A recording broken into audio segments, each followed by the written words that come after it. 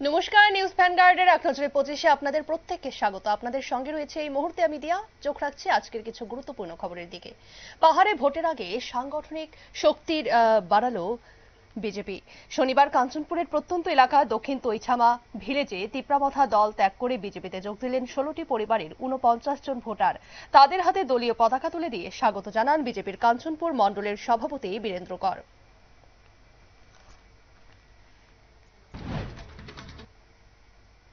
TBSC পরীক্ষা সংক্রান্ত ফি বৃদ্ধির প্রতিবাদে এসএফআইআর এর রাজ্য কমিটির উদ্যোগে শনিবার আগরতলা শহরে একটি প্রতিবাদ মিছিল সংগঠিত করা হলো।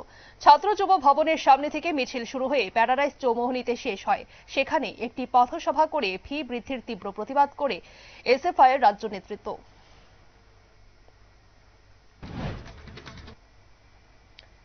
সাবরুমের ভারত বাংলাদেশ আন্তর্জাতিক সীমান্তে অবস্থিত কৃষ্ণনগর গ্রাম পঞ্চায়েতের হলে হাটকো লিমিটেডের উদ্যোগে দিব্যাঙ্গ সিনিয়র সিটিজেন ও দিব্যাঙ্গদের মধ্যে সহায়ক উপকরণ এবং সহায়ক যন্ত্র বিতরণ করা হলো। এই অনুষ্ঠানের শুভ উদ্বোধন করেন দক্ষিণ জেলার সভাধিপতি দীপক দত্ত। উপস্থিত ছিলেন অন্যান্য অতিথিরাও। বিশ্ব দুর্যোগ মোকাবিলা রাজ দিবস উপলক্ষে সোনামুড়া কবি নজরুল মহাবিদ্যালয়ে দুর্যোগ মোকাবিলা সংক্রান্ত সচেতনতামূলক শিবির অনুষ্ঠিত হল। সোনামুড়া মহকুমার প্রশাসনের উদ্যোগে আয়োজিত এই অনুষ্ঠানটির উদ্বোধন করেন নজরুল মহাবিদ্যালয়ের অধ্যক্ষ ডক্টর সুকমল কান্তি ঘোষ। উপস্থিত ছিলেন মহকুমা শাসক রাজু দেব ও মহকুমা পুলিশ আধিকারিক শশী মোহন দেব বর্মা সহ অন্যান্যরা।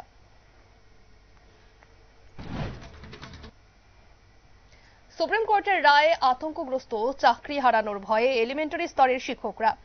এর প্রতিবাদে সরব হয়ে মেলার মাঠে অবস্থিত শিক্ষক ভবন থেকে মিছিল করে শিক্ষা দপ্তরে গিয়ে অধিকর্তার হাতে ডেপুটেশন জমা দেওয়া হল টিজিটিএ ও টিটিএ এইচজিবি রোডের উদ্যোগে।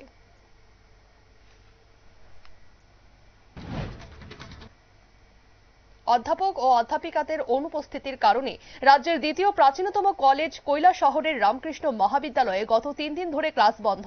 এর ফলে পড়াশোনা লাটে ওঠার উপক্রম হয়েছে। প্রচন্ড সমস্যার সম্মুখীন হতে হচ্ছে পড়ুয়াদের। এই সংকটের দায় কে নেবে তা নিয়ে প্রশ্ন তুলছে তারা।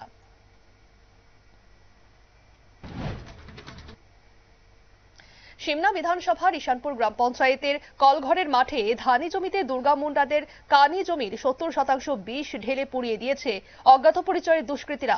বিষয়টি নজরে পড়তেই শনিবার ক্ষতিগ্রস্ত ধানের জমি পরিদর্শন করলেন কৃষিমন্ত্রী রতনলাল নাথ। তারপর ক্ষতিগ্রস্ত কৃষক দুর্গা মুন্ডার সঙ্গে কথা বলে সেক্টর অফিসারকে নির্দেশ দিলেন তাকে আর্থিক সাহায্য করার জন্য।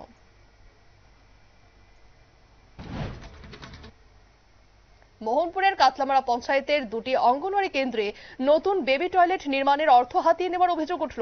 পুরনো টয়লেট নতুন করে নির্মাণের জন্য বরাদ্দ টাকা সরিয়ে দেওয়ার অভিযোগ উঠল পঞ্চায়েতের সচিব বান্টি দেব এবং স্থানীয় সদস্যা প্রভাবতী দাস ও তার স্বামী সুমন দেবের বিরুদ্ধে।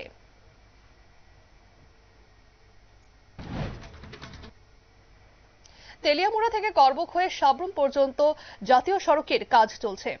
এই জাতীয় সড়ক সম্প্রসারণের জমি সংক্রান্ত বিবাদের জেরে অশান্তির বাতাবরণ তৈরি হলো করবুক মহকুমার পতিছড়ি ও গুলমনি পাড়ায়। দুটি পরিবারের সদস্যদের মধ্যে মারামারির জেরে পরিস্থিতি উত্তপ্ত হয়ে ওঠে। স্থানীয় জনগণের দাবি, রাস্তার নতুন নকশা নিয়ে প্রশাসন যেন স্বচ্ছ তদন্ত করে এবং সাধারণ মানুষের ক্ষতি না হয় তা নিশ্চিত করে।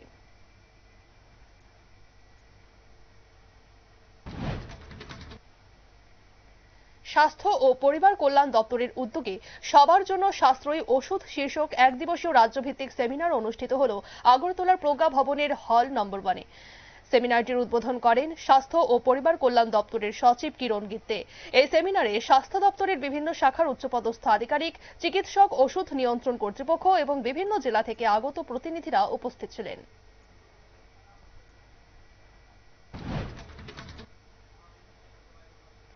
দুদিন বাদেই দেশ তথা রাজ্য জুড়ে পালিত হবে আলোর উৎসব দীপাবলি। তার আগে থেকেই আগরতলা সহ বিভিন্ন এলাকা সেজে উঠেছে নানা রঙের আলোয়। মণ্ডপে মণ্ডপে তুলির শেষ টান যেমন টানা হচ্ছে, তেমনি মূর্তিপাড়ায় মৃৎশিল্পীদের ব্যস্ততাও তুঙ্গে।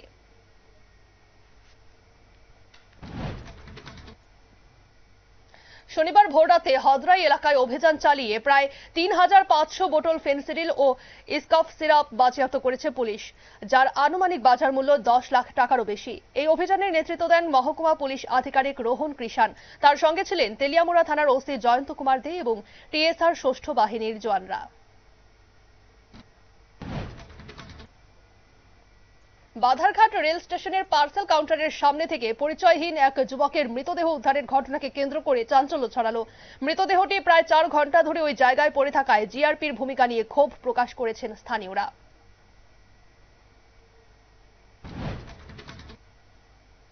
পাবিয়াছড়া বিধানসভার প্রত্যেক ক্লাব, বাজার কমিটি, পুলিশ প্রশাসন, অগ্নি নির্বাপক দপ্তর ও সিভিল ডিফেন্স সহ অন্যান্য সংগঠন কুমারঘাটের ঐতিহ্যবাহী দুর্গাপুজোকে সুন্দর ও সফল করে তুলতে এবছরও অসাধারণ ভূমিকা পালন করেছে। তাই শনিবার কুমারঘাটের গীতাঞ্জলি অডিটোরিয়ামে তাদের হাতে শারদ সম্মান 2025 তুলে দিয়ে সম্মান জানানো হলো। উপস্থিত ছিলেন পাবিয়াছড়া বিধানসভার বিধায়ক ভগবান চন্দ্র দাস ও মহকুমা শাসক NS চাকমা সহ অন্যান্যরা।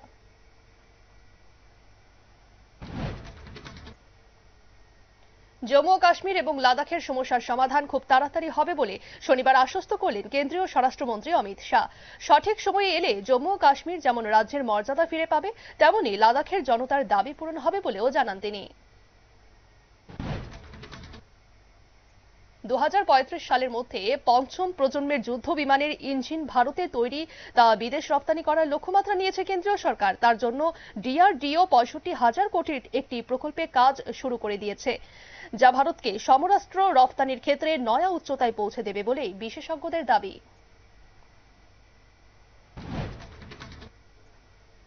শুক্রবারে 210 জন মাওবাদী আত্মসমর্পণ করার পর শনিবার ফের আত্মসমর্পণ করল ছত্তিশগড়ের পূর্ব বস্তার ডিভিশনের গুরুত্বপূর্ণ মহিলা নেত্রী গীতা। ছত্তিশগড় প্রশাসনের তরফে তার মাথার দাম রাখা হয়েছিল 5 লক্ষ টাকা।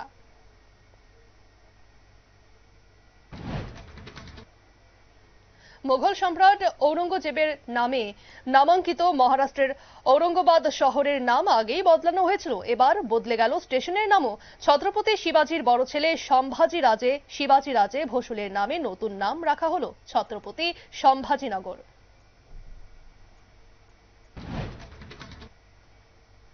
ঝাড়খণ্ডের বাসিন্দা কিশোরীকে গণধর্ষণের পর রাস্তায় ফেলে দিয়ে যাওয়ার অভিযোগ উঠল অজ্ঞাত পরিচয় দুষ্কৃতীদের বিরুদ্ধে। পাশবিক এই ঘটনাটি ঘটেছে ওড়িশার রাজধানী ভুবনেশ্বরে। বারবার ওড়িশায় ধর্ষণের ঘটনা ঘটায় বিজেপি সরকারের বিরুদ্ধে সরব হয়েছে বিরোধীরা।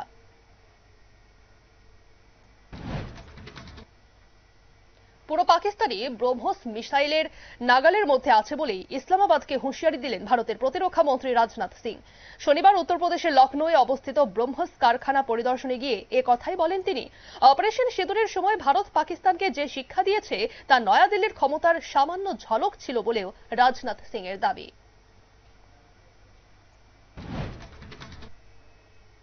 শনিবার দুপুরে সংসদ ভবনের 200 মিটার দূরে অবস্থিত সাংসদদের জন্য নির্দিষ্ট ব্রহ্মপুত্র আবাসনে অগ্নিকাণ্ডের জেরে তীব্র উত্তেজনা ছড়ালো নয়াদিল্লিতে। তৃণমূলের রাজ্যসভার সাংসদ সাকেত গোখলে সহ কয়েকজন বিরোধী সাংসদের অভিযোগ, বারবার ফোন করলেও আগুন লাগার আধ ঘন্টা পরেও আসেনি দমকল। এই ঘটনায় দিল্লি সরকারের লজ্জা হওয়া উচিত বলেই দাবি তাদের। পরে দমকলের 14টি ইঞ্জিন এসে প্রায় 1 ঘন্টার চেষ্টায় আগুন নিয়ন্ত্রণে আনে।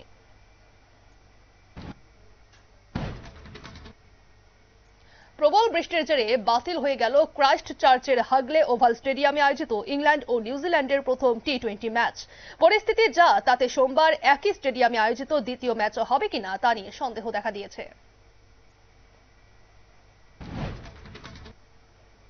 এশিয়ান গেমসে সোনা জেতার পর ফের শনিবার চীনের নানচিং এ আয়োজিত আর্চারি বিশ্বকাপ ফাইনালে ব্রোঞ্জ জিতে নয়া নজির করলেন ভারতের জ্যোতি সুরেখা ভেন্নাম। তীরন্দাজের বিশ্বকাপে পদক জিতে ভারতের প্রথম মহিলা কম্পাউন্ড তীরন্দাজ হিসেবে লিখলেন নতুন ইতিহাস।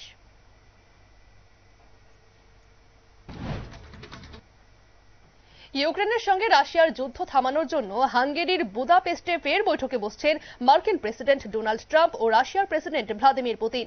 ওই বৈঠকের আড়ালে ট্রাম্প ও ইউরোপীয় ইউনিয়নের দেশগুলি পুতিনকে গ্রেফতারের ষড়যন্ত্র করছে বলে অভিযোগ। ফলে ওই বৈঠক আদৌ হবে কিনা তা নিয়ে জল্পনা শুরু হয়েছে। দোহায় পাকিস্তানের প্রতিরক্ষা মন্ত্রী খোয়াজা আসিফ ও গোয়েন্দা প্রধানের সঙ্গে আজ এই শান্তি বৈঠকে বসার কথা আফগানিস্তানের প্রতিরক্ষা মন্ত্রী মোল্লা মোহাম্মদ ইয়াকুবের। তার আগে পাকতিকা প্রদেশে পাক বিমান হামলায় 10 জনের মৃত্যুর ঘটনা নিয়ে ইসলামাবাদকে পাল্টা জবাব দেওয়ার হুমকি দিল কাবুল।